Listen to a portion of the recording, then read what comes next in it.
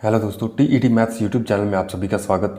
और आज के इस वीडियो के अंदर हम पढ़ने जा रहे हैं नाइट्रोजन चक्र क्या होता है, नाइट्रोजन साइकिल क्या होता है। ठीक है, रीट लेवल 2 साइंस के अंदर आज एक नया टॉपिक नाइट्रोजन साइकिल क्या है उसके बारे में पढ़ने जा रहे हैं।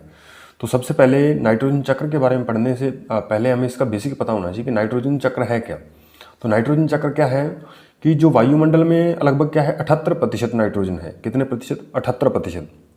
तो वो नाइट्रोजन जो है वो कुछ पादप जो हैं, ठीक है, कुछ पादप जो हैं, जंतु जो हैं, वो सीधे क्या है नाइट्रोजन का उपयोग नहीं कर सकते। ठीक है भाई, तो नाइट्रोजन का उपयोग नहीं कर सकते, इसलिए वो क्या है नाइट्रोजन को पहले यौगिकों में बदलते हैं। जो वायुमंडल में नाइट्रोजन है उसको पहले उसका स्थिरीकरण करते हैं, यानी उसको यौगिक में बदलते हैं। और यौगिकों में बदलने के बाद उन यौगिकों का सेवन करके फिर क्या है नाइट्रोजन को ग्रहण करते हैं। और वापस जब वो नाइट्रोजन जो है उनके शरीर के अंदर चली जाती है तो फिर क्या है वो पौधे, वो जीव जंतु जो है मृत हो जाते हैं। मृत होने के बाद कुछ सूक्ष्म जीव जो होते हैं वो उनका क्या करते हैं वापस से विघटन करते हैं, जिसके कारण वो जो नाइट्रोजन के यौगिक थे वो वापस विघटन के द्वारा क्या है वापस से नाइट्रोजन को वायुमंडल में छोड़ देते हैं। और वो नाइट्रोजन जो है वापस से किस में मिल जाती है? वायुमंडल के अंदर मिल जाती है। तो इसी को हम क्या कहते हैं, ये साइकिल बार बार चलता रहता है। ठीक है, इसी साइकिल को हम क्या कहते हैं नाइट्रोजन साइकिल या फिर नाइट्रोजन चक्र कहते हैं। ठीक है, सबसे पहली बात आपको ध्यान रखनी है, नाइट्रोजन जो है वो हमारे वायुमंडल में कितने प्रतिशत पाई जाती है? 78% पाई जाती है। ठीक है, उसके बाद आपको ध्यान रखना है कि नाइट्रोजन जो है, ठीक है, वो बहुत सारे जीव जंतुओं का क्या है बहुत सारे महत्वपूर्ण जो अणु होते हैं उनके अंदर, उनका एक प्रमुख अवयव है, कह सकते हो आप, एलिमेंट कह सकते हो। ठीक है, तो जैसे प्रोटीन है, न्यूक्लिक अम्ल है, डीएनए है, आरएनए है, तथा कुछ विटामिन में भी क्या है नाइट्रोजन पाई जाती है। ठीक है भाई, तो ये बात आपको ध्यान रखनी है, किस किस में? प्रोटीन में, न्यूक्लिक अम्ल में, और डीएनए और आरएनए तथा कुछ विटामिन के अंदर क्या है नाइट्रोजन गैस जो है वो पाई जाती है। ठीक है भाई, ये बात आपको ध्यान रखनी है। अब हम पढ़ते हैं नाइट्रोजन साइकिल के बारे में। दरअसल नाइट्रोजन साइकिल जो है वो दो तरह से होता है। ठीक है भाई, एक तो क्या है जैविक और एक क्या है अजैविक। ठीक है, तो अजैविक चक्र के अंदर क्या है अजैविक चक्र भी हम पढ़ेंगे, पहले हम जैविक चक्र पढ़ लेते हैं। ठीक है भाई, तो जैविक चक्र के अंदर क्या है जीवाणुओं का उपयोग किया जाता है। ठीक है, ये नाइट्रोजन को विभिन्न यौगिकों में बदलते हैं, फिर उनका विघटन करते हैं। ठीक है, तो वो किस तरीके से चक्र है हम उसको पढ़ते हैं। तो सबसे पहले हम इसको एक क्या है एक चक्र के द्वारा भी समझेंगे, यानी एक डायग्राम के द्वारा समझेंगे, और वो डायग्राम क्या है उसको हम लास्ट में देखेंगे। पहले हम इसकी थ्योरी पढ़ देते हैं। तो यह एक क्या है जैव रासायनिक चक्र है। ठीक है, जैव रासायनिक चक्र के बारे में पढ़ रहे हैं। तो नाइट्रोजन जो है, नाइट्रोजन चक्र जो है ये एक जैव रासायनिक चक्र है। उसके बाद ये बेसिकली होता क्या है, तो नाइट्रोजन के विभिन्न रासायनिक रूपों में परिवर्तन होता है। यानी पहले नाइट्रोजन जो है वो यौगिकों में बदलती है, फिर यौगिक से टूट करके वापस वायुमंडल में मिल जाती है नाइट्रोजन गैस के रूप में। ठीक है, तो ये बात आपको ध्यान रखनी है।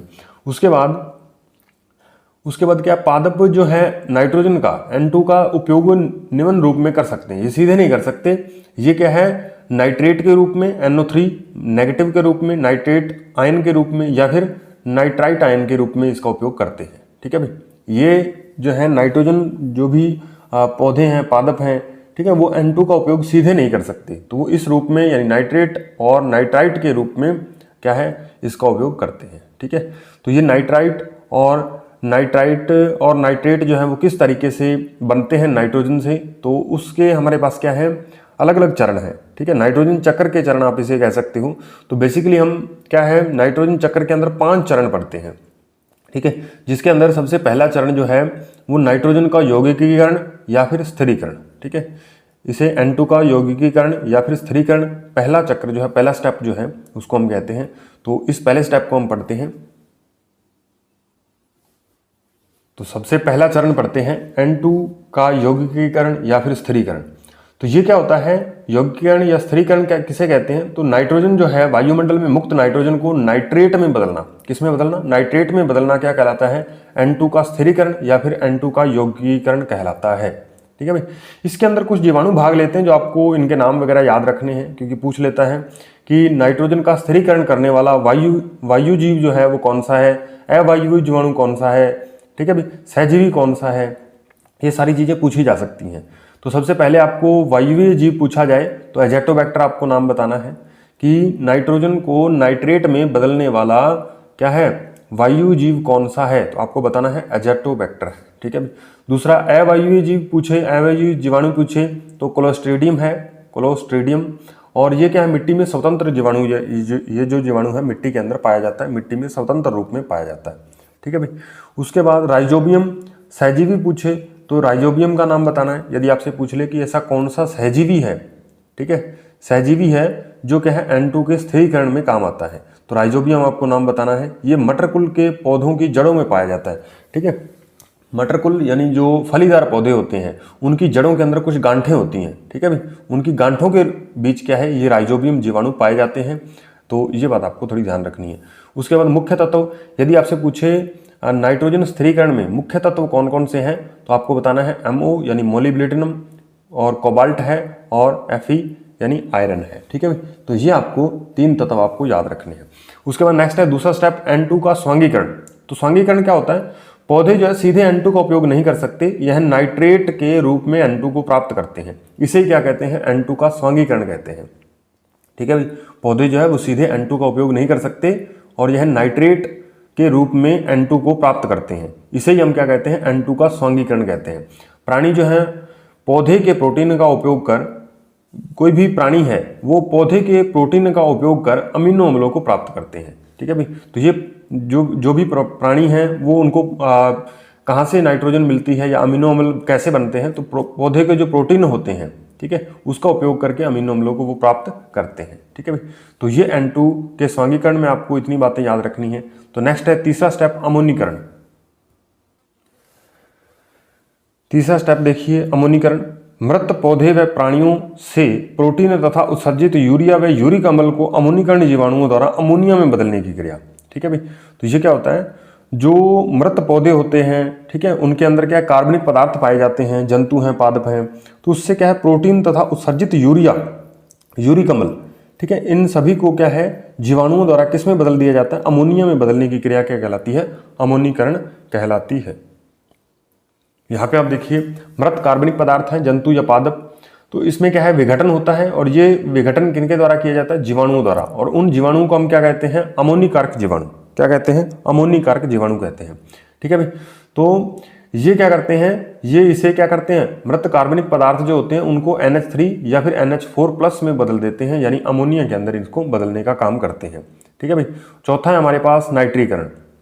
चौथा स्टेप जो है वो नाइट्रीकरण है। नाइट्रीकरण के अंदर क्या होता है, अमोनिया को नाइट्रेट में बदलने की क्रिया, यानी ये जो अमोनिया बन गया तीसरे स्टेप के अंदर, इसको फिर किस में बदला जाता है, नाइट्राइट में, और नाइट्राइट को वापस किस में बदल दिया जाता है, नाइट्रेट में बदल दिया जाता है।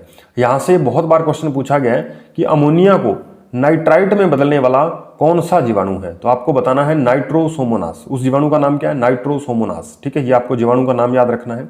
उसके बाद ये भी पूछा गया है कि नाइट्राइट को नाइट्रेट में बदलने वाला कौन सा जीवाणु है, तो आपको बताना है नाइट्रोबैक्टर। कौन सा, नाइट्रोबैक्टर, ठीक है। तो ये जीवाणु का आपको नाम याद रखने हैं। अमोनिया को नाइट्राइट में बदलने वाला जीवाणु नाइट्रोसोमोनास, और नाइट्राइट को नाइट्रेट में बदलने वाला नाइट्रोबैक्टर, ठीक है भाई। तो ये आपको याद रखने हैं।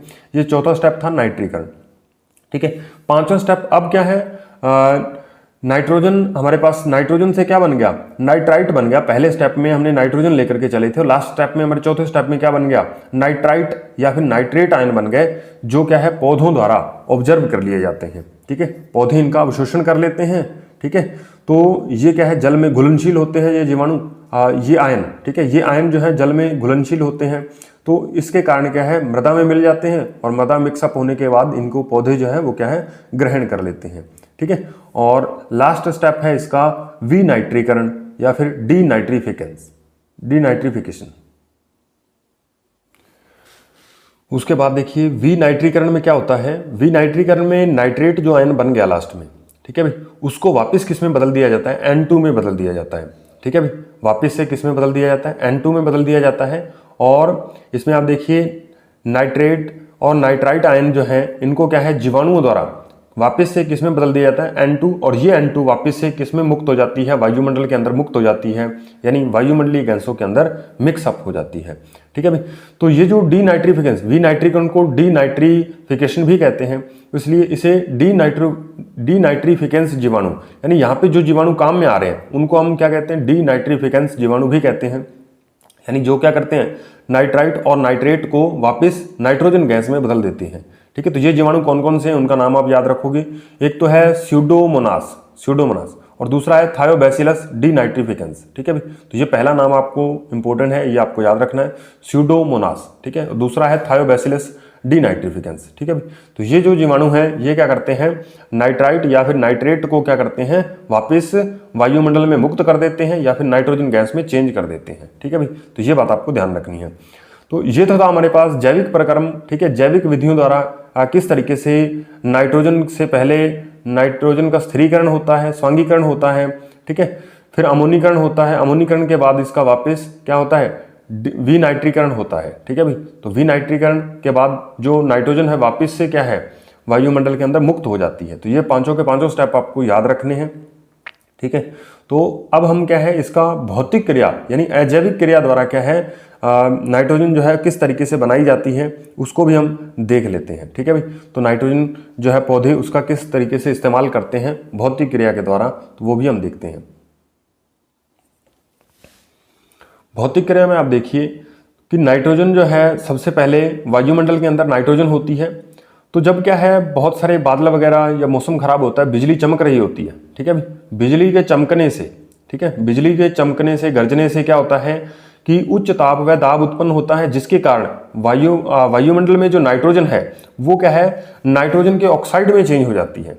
ठीक है भाई, तो नाइट्रोजन के ऑक्साइड में चेंज हो जाती है और ये नाइट्रोजन के ऑक्साइड जो है ये जल में घुल करके, ठीक है भाई, जल में घुल करके क्या होता है, ये जल के अंदर क्रिया करके जल में घुल करके नाइट्रिक व नाइट्रस अम्ल बनाते हैं। ठीक है भाई, यानी HNO3 और HNO2 बनाते हैं, नाइट्रिक व नाइट्रस अम्ल बनाते हैं। और ये जो अम्ल है ये जब वर्षा हो रही होती है तो इस वर्षा के साथ मिक्स होकर के वापस क्या है, मिट्टी के अंदर आ जाते हैं। और ये जो इसके अंदर क्या है, ये आप देखिए HNO3 यानी यहाँ पे नाइट्रेट और नाइट्राइट आयन इनके साथ जुड़े हुए हैं। ठीक है भाई, तो जब ये मृदा में जाते हैं तो ये आयन जो है पृथक होकर के पौधों द्वारा क्या है, ग्रहण कर लिए जाते हैं। ठीक है भाई, तो इस तरीके से क्या है, पौधे जो है इस नाइट्रोजन का उपयोग करते हैं। अब ये जब पौधे जो हैं, पौधे मृत हो जाते हैं तो वापस से क्या है, नाइट्रोजन जो है उसका विघटन होता है और विघटन के द्वारा क्या है, वापस से नाइट्रोजन जो है वायुमंडल में मुक्त हो जाती है। तो ये चक्र जो है बार बार चलता रहता है, इसी को हम क्या कहते हैं, नाइट्रोजन चक्र कहते हैं। अब नाइट्रोजन चक्र को हम एक डायग्राम के द्वारा समझ लेते हैं ताकि हमें और अच्छे से समझ में आ जाए।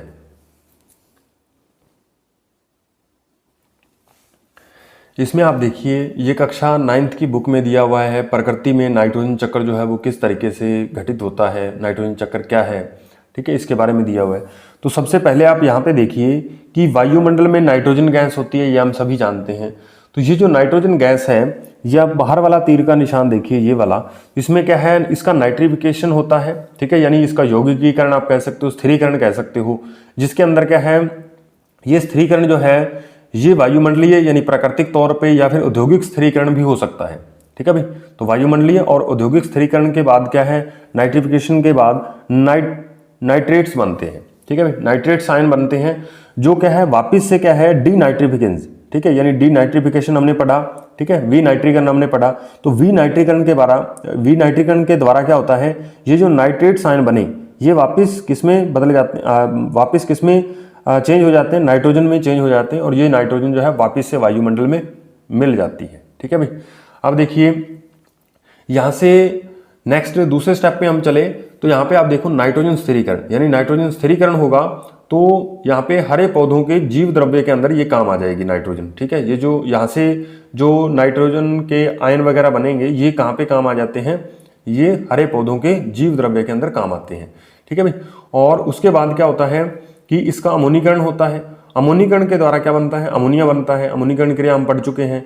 ठीक है, अमोनिया के द्वारा क्या है, वापिस से नाइट्राइट्स बनते हैं। ठीक है भाई, नाइट्राइट्स आयन बनते हैं जिससे क्या है, नाइट्रेट बनता है और ये नाइट्रेट वापिस से क्या है, डीनाइट्रिफिकेंस होकर के वायुमंडल में मिक्स हो जाता है। ठीक है भाई, तो ये बात आपको ध्यान रखनी है। या फिर क्या है, नाइट्रेट्स जो है ये वापिस से क्या है, ये आयन हरे पौधों के जीव द्रव्य के काम आ जाते हैं। और ये जो जीव द्रव्य है, ये जो जीव द्रव्य है ये क्या है, जीव द्रव्य जंतुओं के जीव द्रव्य बनाने में काम आते हैं। एक तो पौधों के या फिर क्या है, जंतुओं के जीव द्रव्य में काम आते हैं।